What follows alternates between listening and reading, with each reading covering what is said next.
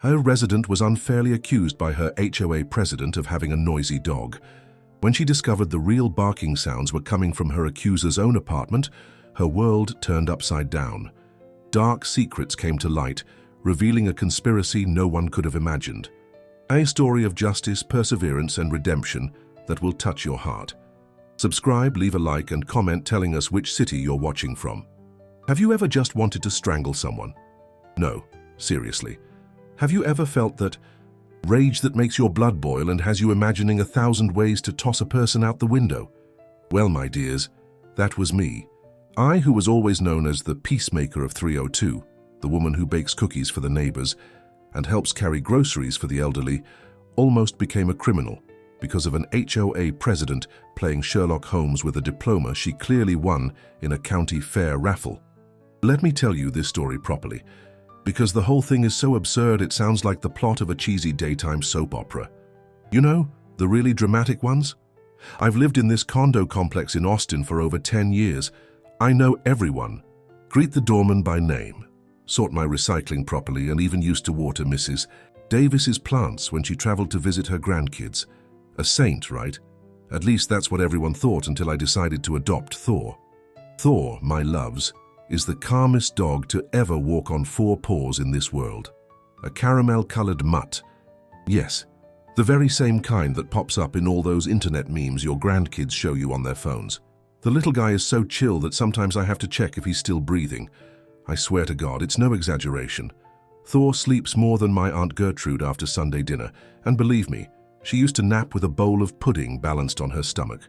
But according to our newly elected HOA president, Bernice, my dog was the canine incarnation of the devil himself, a 4-legged terrorist specializing in destroying the sleep of the good, hard-working folks of the condo complex at 3 in the morning.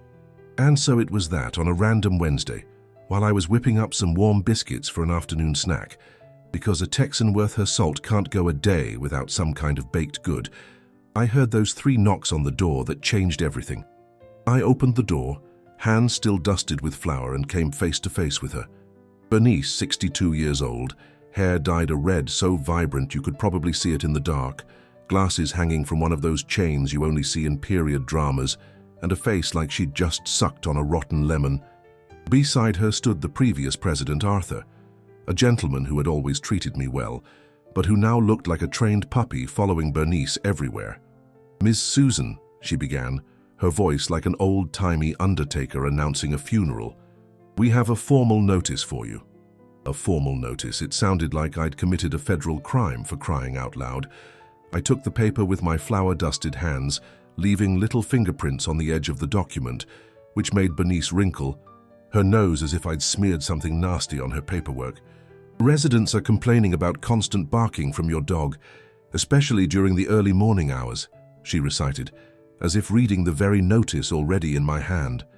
Unnecessary, right? But that was Bernice, always making a point of underlining the obvious, as if she were talking to a 5-year-old or someone who just arrived from another planet.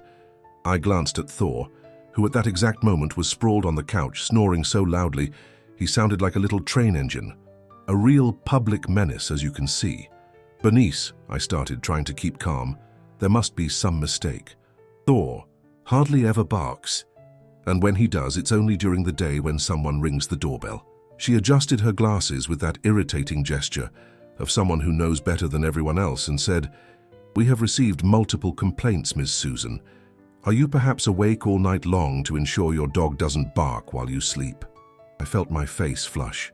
"No, but then you cannot state categorically that he doesn't bark during the night, can you?" she interrupted, smiling as if she'd just won a Supreme Court case.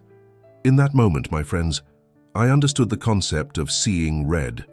I swear, for a second, I considered using my flour-covered hand to slap that sour face, but I took a deep breath like my late mother taught me. "Count to 10 before you say something foolish, Susan," she always used to say. I counted to 15 and still wanted to wring Bernice's neck. "I'll look into it, Bernice," I replied with the sweetest voice I could muster. "Thank you for the notice." She nodded like a school principal who had just given a detention slip to an unruly student and turned to leave. Arthur gave me a look that seemed to apologize, but he followed Bernice like a duckling following its mother. I closed the door and leaned against it, feeling my heart pound as if I'd just hauled groceries up 3 flights of stairs. Thor continued snoring, completely oblivious to the fact that he had just become public enemy number 1 of the Willow Creek condos. I went back to the kitchen and kneaded the biscuit dough with such force it felt like I was beating up Bernice herself. While the biscuits baked in the oven, filling the house with that smell that felt like pure Texas comfort, I started scheming. I wasn't going to let that woman slander my dog like that. After all, Thor was practically my 4-legged child, and nobody messes with someone else's kid without consequences, right, my dears? Thus began my 6-month saga to clear Thor's name, and prove my dog wasn't the nocturnal terror Bernice claimed he was. At that moment, I had no idea this journey would lead me to uncover embarrassing secrets, form unlikely alliances, and ultimately learn that sometimes our worst enemies are literally right above our heads. First, I needed to understand exactly what Thor was being accused of. So I did what any organized, methodical woman would do. I started a journal. But not just any journal, my darlings. It was the logbook for Operation Canine Innocence, complete with colorful stickers, highlighters, and a picture of Thor with a halo drawn over his head. I've always been like that, you know. Ever since school, when my classmates had messy notebooks, I was already using colored pens to highlight each subject. During the first few weeks, I meticulously noted every single bark from Thor. Time, duration, apparent reason. 10:23 a.m. Barked 3 times because the water delivery guy rang the bell. 3:47 p.m. One short bark when the upstairs neighbor dropped something heavy on the floor. Meanwhile, I left my phone recording all night long to have concrete proof that my 4-legged baby wasn't guilty. The nighttime recordings were as boring as watching paint dry. The only things audible were my own snoring. Yes, I snore, but that's a story for another day. And occasionally Thor sighing in his sleep. No barking, no howling, nothing that justified Bernice's accusation. But the situation was getting increasingly tense. At the condo's summer potluck, traditionally held in the parking lot with tables groaning under the weight of iced tea and pound cake, I noticed something had changed. While getting a glass of iced tea from Lois's table, I felt the stares. Oh, my dears, you know the kind. The type of look that feels like there's a neon sign flashing problem over your head. Marlene, who used to always invite me over for coffee and gossip, barely greeted me now. Mr. Henderson from 501, who loved it when I brought him a slice of carrot cake with cream cheese frosting, would change direction when he saw me in the hallway. And Tanya from 204, with whom I used to swap recipes and gardening tips, suddenly didn't have time for our chats in the common area. I was being socially isolated because of a crime neither Thor nor I had committed. It was like living in a small-town version of those American courtroom dramas, only without the courtroom, without a lawyer, and with a lot more coffee and biscuits. I decided to take a more direct approach. I planned a proper Texas-style afternoon coffee, complete with scones, muffins, carrot cake with cream cheese frosting, made with regular Hershey's cocoa powder, not that gourmet stuff that costs an arm and a leg, and of course, freshly brewed coffee. I invited a few neighbors who hadn't completely frozen me out socially yet. Mrs. Peterson from 405, who at 85 had seen so much condo drama that she treated everything with the wisdom of someone who's lived through wars. Mrs. Gable from 201, a widow who loved my coffee and cakes and didn't seem to care much for gossip. And to my surprise, young Patricia from 304, a woman in her 30s who had recently moved in and always smiled at me in the elevator. During coffee, while the ladies praised my carrot cake, the secret is to beat the batter really well in the blender. Dear, I found the courage to bring up the subject. Have you heard about this story with my dog barking at night? I asked, trying to sound casual while pouring more coffee. The silence that followed was as uncomfortable as running into your mother-in-law unexpectedly when you're in old pajamas and no bra. It was Mrs. Peterson who broke the ice. Honey, everyone's talking about it. Bernice doesn't talk about anything else at her little afternoon tea clatches. I almost choked on my own coffee. Afternoon tea clatches? What meetings are those? Mrs. Gable looked around as if fearing the walls had ears.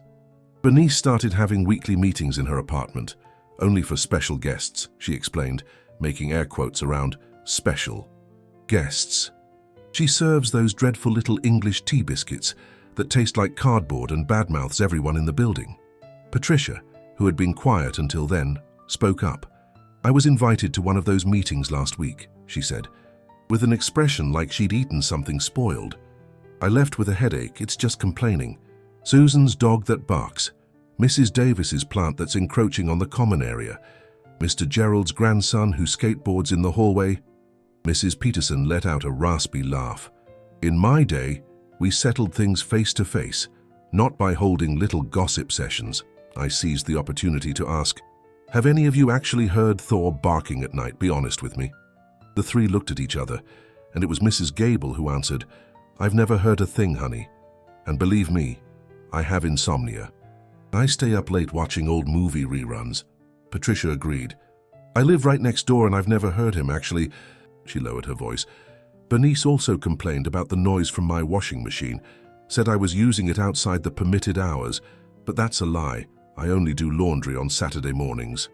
That conversation was like finding an oasis in the desert. I wasn't alone in this persecution. Bernice apparently had a list of imaginary enemies, and Thor and I were just the latest additions. But the most important revelation came from Mrs. Peterson when we were on our second round of cake. "You know what I find funny?" she said, adjusting her thick glasses. "Before Bernice moved into the apartment above yours, Mr. Orlando lived there, and he had an old schnauzer, Toto, who was deaf and barked all day long. Nobody complained." I frowned. "But Mr. Orlando moved out almost a year ago, long before I adopted Thor." "Exactly," Mrs. Peterson continued, with that twinkle in her eye like she had a conspiracy theory. "And before you adopted Thor, Bernice used to complain about the sound of your high heels." I nearly spit out my coffee. "My heels? But I hardly ever wear heels at home." "Well, honey," the old lady shrugged, "seems like Bernice always needs someone to complain about." That conversation gave me a lot to think about, and it also gave me allies. Before they left, the three promised to keep their ears open for any strange noises during the night. Patricia even offered to record the sound from her apartment too, since she lived next door to me. The following month, the situation escalated. Bernice called an emergency HOA meeting to discuss the problem of noisy animals in the building. Plural, because apparently Mrs. Margaret's Siamese cat from 102 had also made the blacklist. The meeting was in the community room, the same place where we celebrated birthdays and New Year's, only now with plastic chairs arranged in a circle like a group therapy session. I went with my heart in my throat, but also armed with my notebook and my phone loaded with all the nighttime recordings. Bernice opened the session with a voice like an airport announcer reporting a flight delay. "Dear residents, we are here today to discuss a problem that has been robbing many residents of their sleep." I looked around and most people seemed bored or confused. Clearly not everyone was there willingly. Many had probably been dragged there by Bernice's insistence or fear of being next on her complaint list. "We have received numerous complaints about nighttime noises caused by pets," she continued, looking directly at me as if I had a whole zoo inside my two-bedroom apartment. "This is unacceptable in a community like ours, where decent citizens need their rest to work the next day." I was about to speak up when a fragile, trembling voice spoke first. It was Mrs. Margaret, a widow nearing 80, whose only companion was Simon, a Siamese cat who barely came out from under the bed. "My cat is 15 years old and can barely meow," she said, her voice thick with emotion. "He takes medicine for arthritis and sleeps 20 hours a day. How could he possibly be bothering anyone?" There was a murmur of agreement. Everyone knew Simon and knew the accusation was absurd. Bernice cleared her throat, clearly annoyed by the interruption. "Well, the complaints don't specify which animal. They just mention noises resembling meows and barks during the early morning." That's when I decided to stand up. My legs were shaking like a leaf, but my voice came out steady. "Bernice, I brought evidence that my dog does not bark during the night." I took my phone out of my pocket and showed the recording app. I have recordings from every night for the past 30 days. There isn't a single bark from Thor between 10 p.m. and 6 a.m. I can play the recordings for everyone if you'd like. Bernice adjusted her glasses, visibly irritated. "And how can we be sure these recordings are authentic? You could have edited them." I felt my face heat up again. This woman had a gift for pushing my buttons. "Bernice, I am willing to install a camera with sound recording in my apartment if necessary. Thor does not bark at night, that's a fact." That's when Patricia, my new ally, raised her hand. "I live next door to Susan, and I've never heard her dog barking at night. In fact, he's so quiet I sometimes forget she even has a dog." Mrs. Peterson also spoke up. "I have chronic insomnia and stay up late. I live 2 floors above, and I've never heard any barking coming from 302. A few more neighbors started speaking, up saying they too had never heard Thor barking at odd hours. The tide was beginning to turn in my favor. But Bernice wasn't the type to give up easily. "Well, if it's not the dog, then what is causing the noise? Several people have come to me complaining about sounds like barking coming from that area of the building during the night." That's when Arthur, the former president who had been quiet in the corner until then, cleared his throat and said, "Bernice, are you sure the complaints are legitimate? Because in all the years I was president, I never received a single complaint about animal noise in this building." Bernice's face turned almost as red as her dyed hair. "Are you calling me a liar?" The meeting ended like a dramatic soap opera. Cliffhanger, with Bernice storming out, muttering that she would take more serious measures. I didn't know what that meant, but I had a feeling the war was just beginning. In the following weeks, I noticed something curious in my nightly recordings. Occasionally, they picked up a strange sound. It wasn't a bark, but it could be mistaken. Ever one by someone half asleep. It was like a high-pitched whine followed by a dull thud. And even more curious, the sound seemed more frequent on rainy days. It was during a particularly strong thunderstorm, one of those typical Texas summer storms that make you think the world is ending, that I had an epiphany. I was lying in bed listening to the rain pounding against the window when I heard it clearly. Wee-een thump. It came from above, from Bernice's apartment. Thor, sleeping beside me, didn't even stir. Clearly, he was used to that noise. The next day I casually ran into. Reed waited an hour in the lobby for Paulie, the doorman who had worked in the building for over 20 years. Paulie knew everything that happened at Willow Creek Condos. He was our Google before Google existed. "Paulie," I began after offering him a Tupperware container with carrot cake, "do you remember if the building has ever had plumbing problems?" He took the Tupperware like someone receiving treasure. "Miss Susan, this building is older than I am. Of course it has plumbing problems, especially in the apartments in Stack 2. My heart sped up. I lived in Stack 2. And guess who lived directly above me? Bingo, our friend with the ketchup-colored hair. "What kind of problems, Paulie?" "It's the old pipes, ma'am. When it rains hard, the water pressure changes and makes a weird noise like a whistle. And if someone uses a lot of water at once, like a washing machine or a shower on full blast, it gets worse." Paulie had just given me the missing piece of the puzzle. I needed more proof, but a theory was starting to form. Luckily, the universe conspired in my favor. The following week, a young man moved into 305. He introduced himself as Daniel, a sound engineer who worked in music production. He was looking for a quiet place to set up his small home studio. When I met him in the elevator for the first time, he was holding some strange equipment. It looked like a big microphone with a sort of sieve in front of it. "What's that?" I asked, more out of politeness than real interest. His eyes lit up like a kid getting a Christmas present. "It's a directional mic with a windscreen. I use it for outdoor recordings." I had an idea right then. "Daniel, could I ask you a favor if you could help me with a little problem I'm having?" And so I recruited another ally for Operation Canine Innocence. Daniel was intrigued by my story, and like any good tech enthusiast, accepted the challenge of identifying mysterious sounds. He lent me a high-quality recorder and taught me how to use it. Position it near the wall that separates your apartment from the hallway. If the sound is coming from outside, we'll capture it clearly. 3 nights later, during another heavy rain, I managed to perfectly capture the mysterious sound.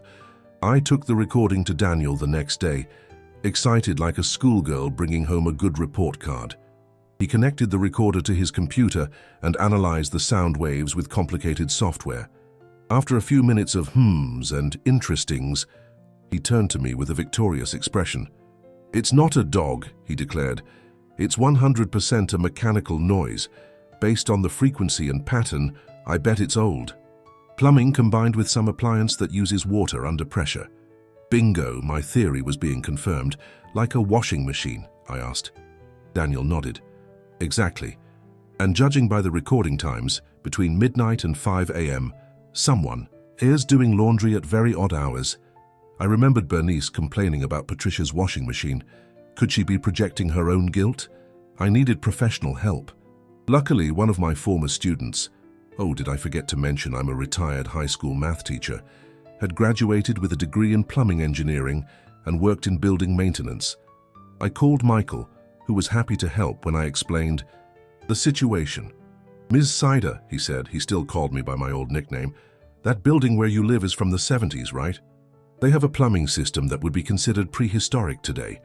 It's full of unnecessary bends and old pressure valves. Michael explained that when someone installed a modern washing machine in that old system without making the necessary adjustments, the result was exactly what we were hearing. A high-pitched sound followed by a thud as the pressure abruptly rose and fell. Do you have any idea when these noises started? I thought for a moment. I think about 3 or 4 months. Tug. And when did the HOA president move in there? At the beginning of the year after her divorce. Michael made a that spoke volumes. Do you know if she bought new appliances when she moved in? The light bulb went on in my head. Yes, she was bragging at the summer potluck about her new washing machine with 1,000 different functions. We had found the culprit. It wasn't Thor, it wasn't Simon, nor any other pet in the building. It was Bernice's state-of-the-art washing machine, likely programmed to run overnight to take advantage of off-peak electricity rates. But knowing wasn't enough. I needed to prove it. With Daniel's help, we set up a more sophisticated recording system that could pinpoint the exact direction the sound was coming from. Michael prepared a technical report explaining how the building's plumbing system could cause those noises when used improperly. Meanwhile, the situation worsened. Bernice had installed cameras in the hallways, supposedly to catch animals disturbing the peace. In reality, it was a clear intimidation tactic. Whenever I took Thor out for a walk, I felt invisible eyes following me. Even worse, she started circulating a petition asking for a ban on animals in the condo complex. It was a low blow, especially for people like Mrs. Margaret, whose cat was her only family. That's when I decided it was time for the final showdown, preferably a public one. The annual Fall Festival potluck was approaching, and our condo traditionally held a small internal celebration, with each resident bringing a favorite local dish. It was an occasion everyone participated in, even the most reclusive. I prepared a presentation. Yes, a formal presentation with slides and everything. I asked the current HOA board, not just Bernice, for 15 minutes at the beginning of the party for an important announcement regarding harmony in our community. They agreed, probably thinking I was going to announce craft classes or something similar. On the day of the party, I dressed carefully. I wore my navy blue outfit that I used for parent-teacher conferences, applied subtle lipstick and put my hair up in a simple bun. I wanted to look serious and professional. Thor got a new blue bandana to match me. The community room was decorated with colorful streamers and tables laden with potluck favorites: brisket, potato salad, coleslaw, mac and cheese, corn casserole, deviled eggs, and, of course, plenty of cornbread. The smell was mouth-watering. When everyone was present, including Bernice, who wore a loud red dress that matched her hair, the board president gave me the floor. I connected my laptop to the projector we had set up, with Daniel's technical assistance, of course, and began. Good evening, everyone. Before we start our festivities, I'd like to solve a mystery that has been disturbing our community for the past few months. Bernice's eyes narrowed. She certainly hadn't expected this. I showed the first slide, a picture of Thor sleeping. This is Thor, my dog. He has been accused of barking during the night and disturbing residents' sleep. I switched to the next slide, a graph of the nighttime recordings. After 3 months of recordings, I can prove that Thor does not bark. Between 10 p.m. and 6 a.m. In fact, he rarely barks at any time. Daniel stood up and briefly explained the technical analysis of the recordings, showing how we identified the sound as mechanical, not animal. Next, it was Michael's turn. He showed diagrams of the building's plumbing system and explained how improper installation of appliances could cause those sounds.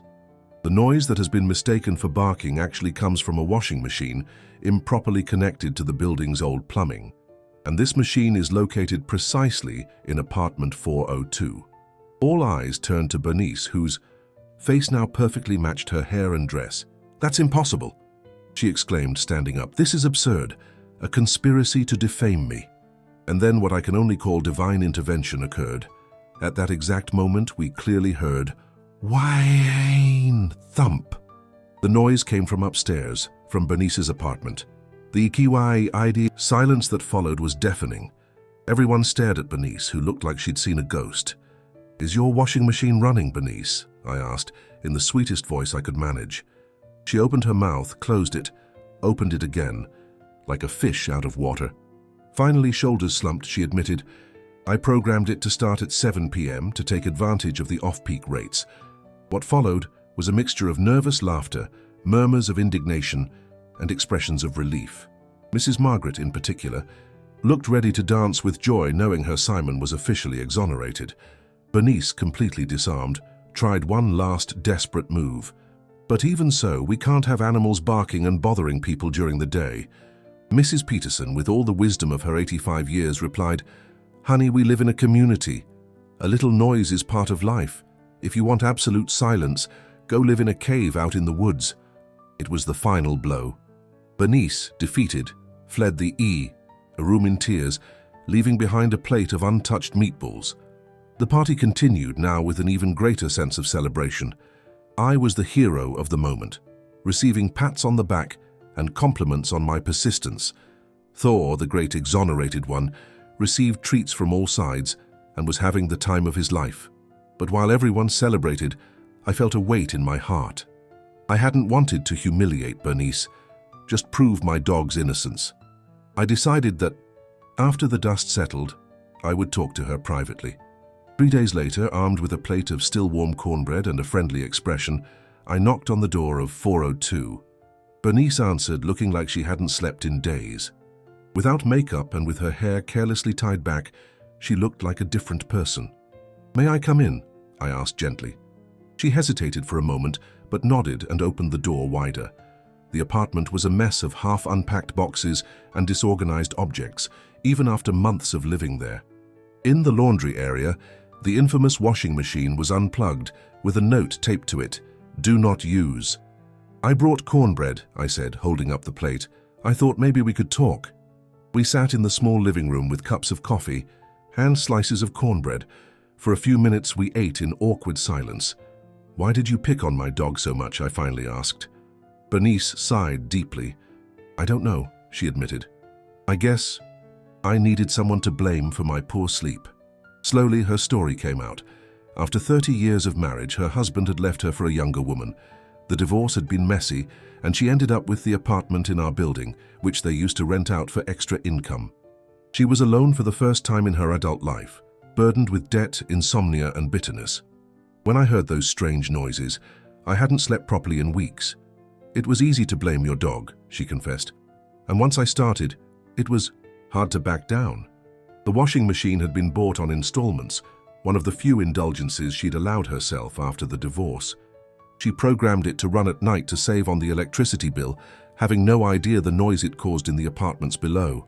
When I realized it might be my machine, I panicked. I had already created this whole story, made everyone believe. How could I admit I was wrong? In that moment, I saw Bernice for who she really was, not a wicked villain, but a broken woman trying to regain some control over her shattered life. "You know," I said, cutting another piece of cornbread, "we all make mistakes. What matters is how we deal with them afterward." We talked for hours. About divorce, I was divorced too, about starting over, about the difficulty of growing older alone, about how sometimes we project our frustrations onto others because it's easier than looking inward. At the end of that afternoon, when I said goodbye, I left behind not a defeated enemy, but a potential friend. And I took with me a promise. Bernice would call a plumber to fix the machine problem and would make a statement at the next condo event, clearing everything up. A month later, during the condo's traditional holiday gathering, with festive decorations, adorning the room and a table laden with seasonal treats, Bernice kept her promise. Her voice trembling but determined, she publicly apologized to me and Thor, admitting she had projected her personal problems onto us. The truth is, I was lonely, scared, and looking for someone to blame for my problems, she said. And I apologized not only to Susan and Thor, but to everyone affected by my unfounded complaints. To everyone's surprise, she also announced she was organizing a community effort to modernize the building's plumbing system, starting with her stack. That way, no one else will be woken up by strange noises, she explained, with a shy smile. The most surprising thing came afterward. Bernice asked to officially meet Thor. When she saw me arriving with him at the door of the community room, she walked purposefully towards us, knelt, which must have been difficult at 62 with less than perfect knees, and held out her hand for Thor to sniff. "Hello, Thor," she said in the softest voice I'd ever heard from her. "I think we got off on the wrong foot, or should I say the wrong paw?" Thor, with his usual canine diplomacy, licked her hand and wagged his tail as if they were old friends. From problem dog to ambassador of peace in a single lick. The party continued cheerfully, complete with impromptu line dancing, where Bernice and I danced as partners, laughing at the funny turns life takes. At the end of the night, she made me an unexpected proposal. I was thinking, since I'm alone most of the time, and you work outside the home some days, maybe I could look after Thor occasionally. It was the beginning of an unlikely partnership. In the following weeks, Bernice became Thor's official aunt. On days when I had commitments, she would take him for walks and keep him company. To my surprise, Thor loved her visits, running to the door when he heard her voice in the hallway. "He's the best therapy I've ever had," Bernice confessed to me one day as we drank coffee on my balcony, watching Thor play with a new toy she had brought him. Better than any therapist. 6 months after that first knock on my door, Willow Creek Condos was a different place. The plumbing system had been modernized, thanks to the community effort organized by Bernice. The afternoon tea clatches were transformed into welcoming get-togethers where everyone was invited, and the dreadful English tea biscuits were replaced by legitimate local goodies. And the most incredible part, Bernice and I became co-coordinators of a project to make the condo complex more pet-friendly. We installed food and water bowls in the common area, organized monthly meetups for pets and their owners, and even convinced the board to create a small pet relief area on the ground floor. Thor received an honorary resident plaque for the condo, presented by Bernice herself during a small ceremony where all the neighbors brought potluck treats for the humans and the pets. Today, as I write this story, Thor is lying at Bernice's, feet in the chair next to mine, snoring softly while she knits what looks like a little sweater for him to wear this winter. Who would have thought? Life has a way of doing that, doesn't it? Sometimes our greatest antagonists become our greatest allies. Sometimes a plumbing problem can be the start of an unlikely friendship. And sometimes a sleepy caramel-colored mutt can teach two stubborn women lessons about patience, understanding, and forgiveness. Thor, in his canine wisdom, probably knew this all along. After all, while we humans get lost in petty conflicts and misunderstandings, dogs understand what really matters. A warm place to sleep, food on time, and someone to love unconditionally, even when that someone is wrong. And if there's one thing I've learned on this whole journey, it's that you should never underestimate the power of good cornbread and a frank conversation to resolve even the thorniest conflicts. Oh, and of course, always check the plumbing before blaming the neighbor's dog. Take it from this Texan.